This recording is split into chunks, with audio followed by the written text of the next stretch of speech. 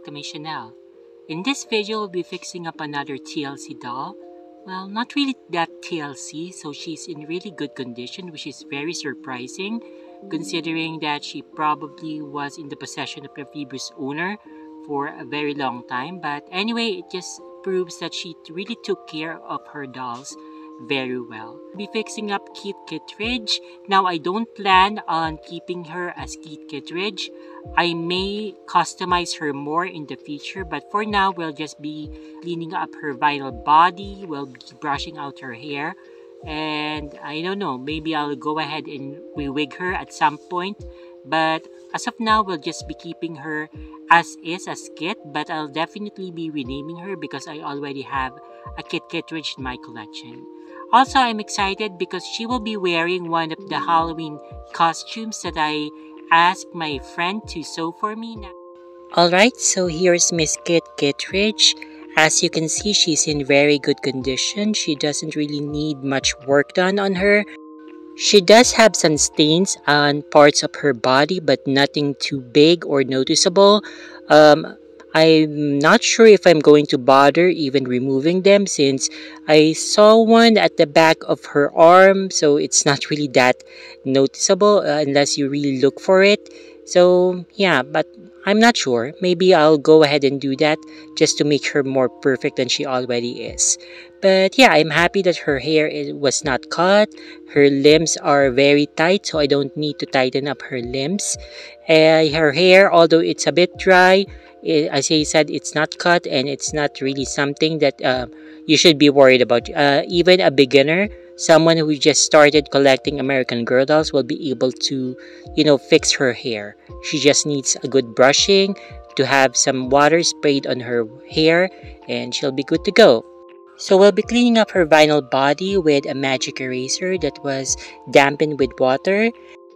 She's really not that dirty, although when I rub her with my magic eraser, I did get a few dirt, but I guess that's to be expected since she did come out probably from storage. I'm assuming that the previous owner probably kept them in maybe a basement or a storage unit, and then she's just getting rid of them because sadly not all people would stay in love with their dolls. I remember the movie Toy Story where the boy who owns the toys, Andy, I believe his name was, grew up and then he got rid of his toys. But luckily for the toys, Andy was a very good boy. He decided to donate the toys or give the toys away to a good kid. So the new owner of the toys is a girl. I don't quite remember her name, but I believe that she was the nicest girl in that movie.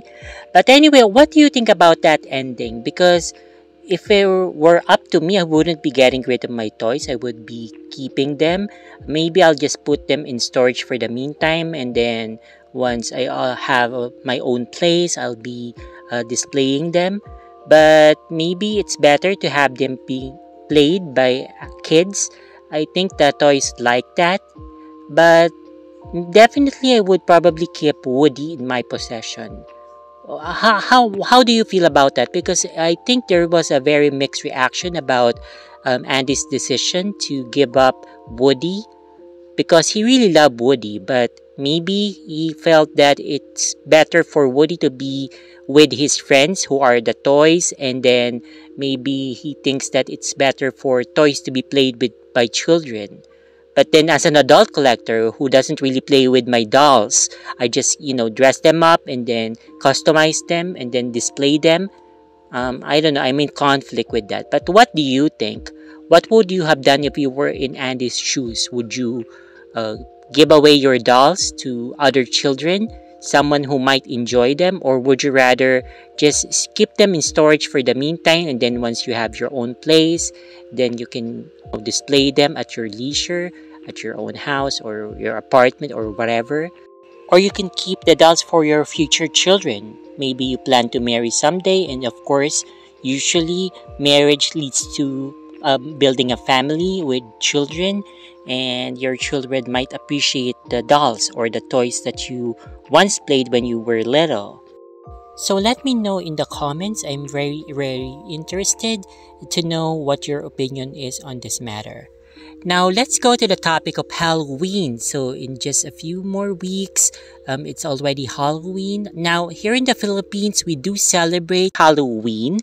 We also do trick or treat, and then our kids also wear costumes. Since we are really very westernized already here in the Philippines. However, we still keep our culture where we really use this season to give respect and pay tribute to our dead loved ones.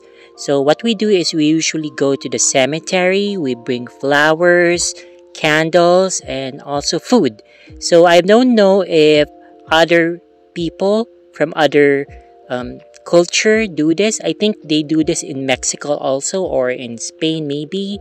But what we do is we usually leave out food for the spirits. So we believe that during this time, the spirits are allowed to, roam around the world, okay, roam with the living, and then they visit their loved ones who are still alive. And then, of course, when you have visitors, you need to like give them food or at least some refreshment to show that you welcome them. And that's the same for this time of the year. So if you cannot go to the cemetery, then you could at least leave out some food for your dead relatives or your dead loved ones, and then of course you're going to light a candle.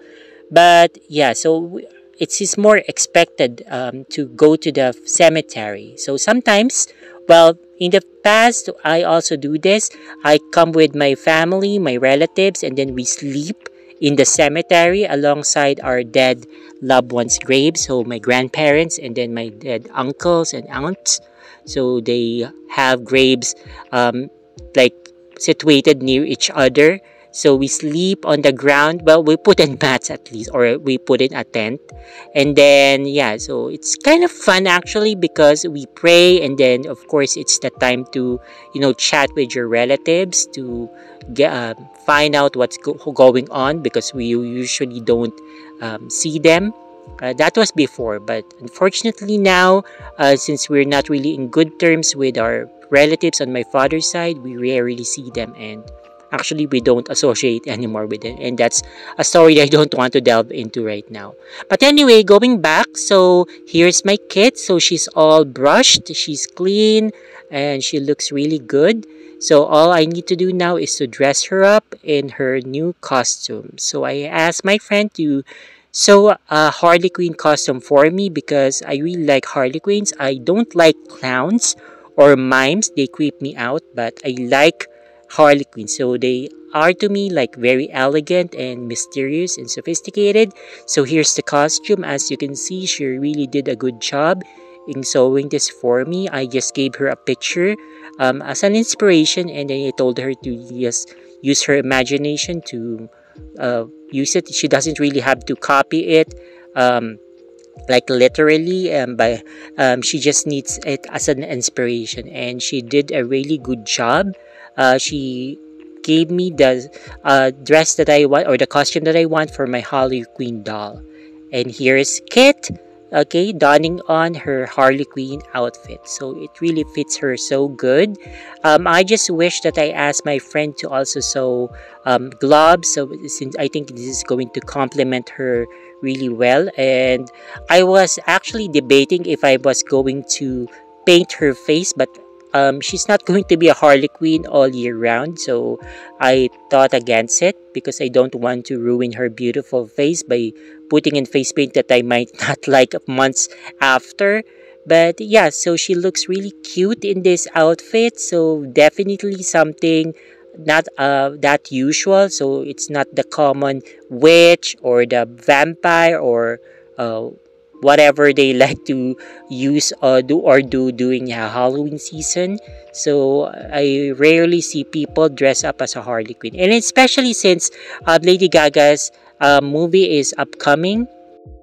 I don't think I'll be watching the movie in the theater. I'll probably wait for it to be shown on Netflix or on to be streamed online. But Yeah, but I do like the soundtrack because I was able to hear some of the songs. So I really like the song Happy Mistake by Lady Gaga. Probably it's going to be one of my favorite songs to listen to in the coming days. But anyway, so by the way, I renamed this doll to Chelsea. There's a different spelling for it since I named her after one of the Philippine delegates for Miss Universe. So she's going to be representing the Philippines here in Mexico. So this, I think this is going to be in October or November. Not sure when it's going to be held. I don't have anything against the name Chelsea. I like it. However, it's kind of common and I prefer to name my dolls something not that common. So I want more unique names for my dolls. So my compromise is to change the spelling. I made it more unique, but it still be pronounced as Chelsea. But anyway, so that's it for this video. I hope that you enjoyed it. There'll be more videos. I still have 2 dolls that I'm going to customize or at least fix up. And yeah, definitely I'll be making a video on my work on them. So that's all for today. Thank you so much for watching and have a nice day. Bye-bye.